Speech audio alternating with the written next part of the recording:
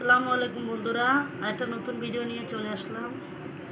আজকে আমি ভাজবো বাটা মাছ। তার জন্য দিয়ে দিলাম কতটা আদা, রসুন, জিরা, পেঁয়াজ আমি একসাথে বাইটে নিছি। মাছগুলো আমি ভালোভাবে হাত দিয়ে মাখাই নিব।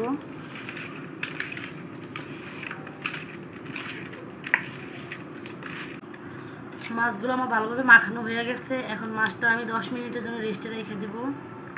মাছটা আমি সাইড করে রেখে দেবো, রেস্টে থাকুক। এখন আমি শাকটা রেডি করে নিব আর কি।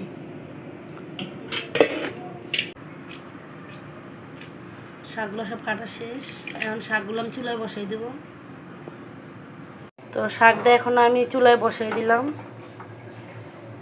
আর দিয়ে দেব একটু লবণ।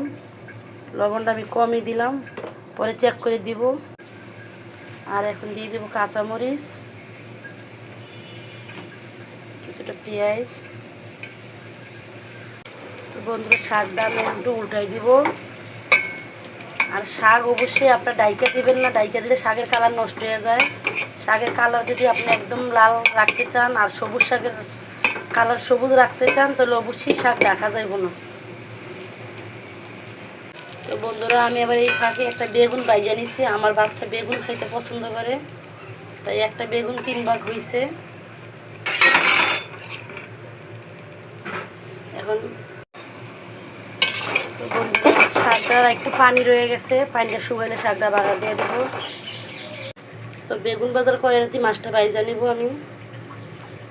তার জন্য প্রথমে তেল দিয়ে দিলাম। তো তেলটা আমার গরম হয়ে গেছে। এখন দিয়ে দেবো মাছগুলো আমার খুব সুন্দরভাবে একদম 20 মিনিটের মতো মাখায় রাখছিলাম।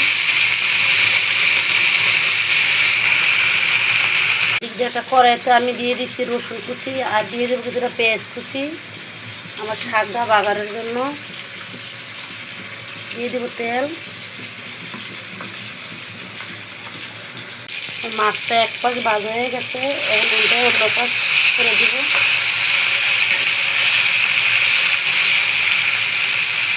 উঠে দিলাম মাছটা। পেঁয়াজ রসুনটা আমি লাল লাল করে ভাজা নেব। পেঁয়াজটা আমার ভাজা হয়ে গেছে লাল লাল। দিয়ে দেবো শাক। সবগুলো শাক দেওয়া হয়ে গেছে। আমি শাকটা ভালোভাবে পানিটা শুকাবো, শাকের পানি আছে। মাছগুলো আমি একদম ভালোভাবে লাল লাল করে নিব।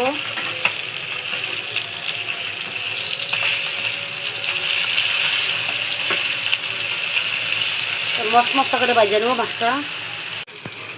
তো আমার মাছগুলো ফাইনালি ভাজা হয়ে গেছে।